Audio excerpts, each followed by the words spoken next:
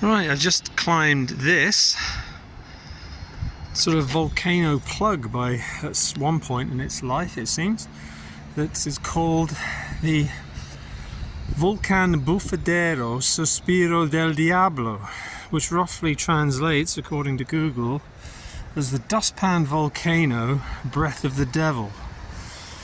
And this is circular mount, which is now a little watch area out on this headland that gives a full 360 degree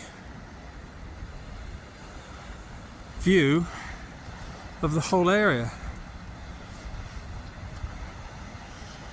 So as you can see, even the high sort of mountainous area at the back there is still just like the moon, you know. It's just nothing grows there.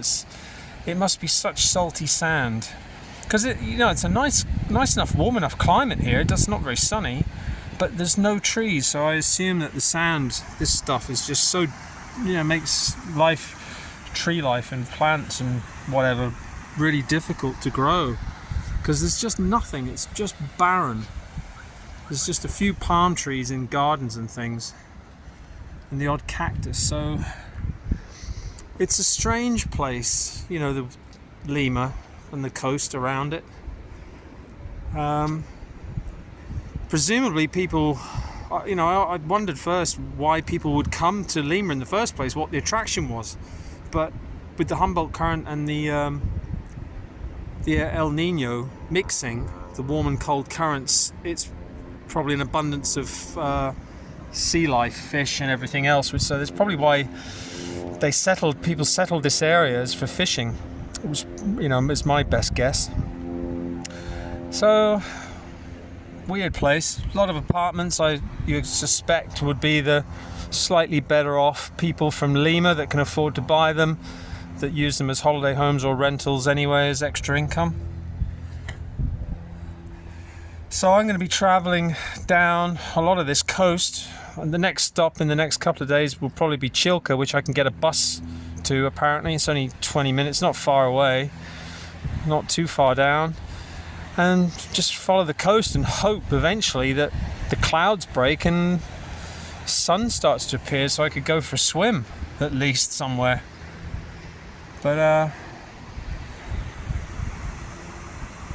the other thing I've just found out, which was more accident than anything else, because I couldn't, using the Bitel chip, I wasn't getting any connection.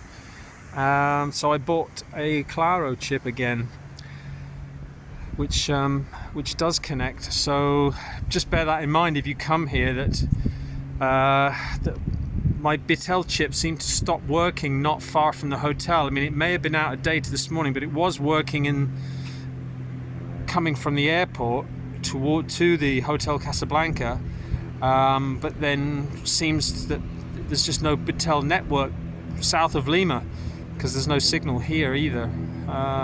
So like a lot of places in Peru, Bitel's good in the Iquitos and in the jungle, whereas Movistar's not very good at all. And here in Lima, it seems to be Claro, so I've just had to buy another Claro chip for 5 soles and put 5 soles data on it, which is 5G at least. So bear that in mind if you come. You end up having to buy 3 different chips depending what area you're in, just so you can have connectivity. But anyway.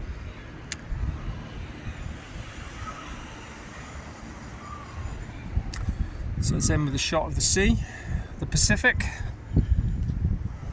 The rather cool Pacific in my experience. I didn't think Mancora was very good at all, again because of this whole sandy coast business. It's just not very pleasant, because it's quite dirty looking sand. It's not a nice colour, it's not white, and it makes the beaches look dirty even though they're not. So the Pacific coast of Peru to me is not very pleasant particularly, and the water, depending on what day it is and everything, the water can actually be quite cool by near equatorial standards, that's for sure.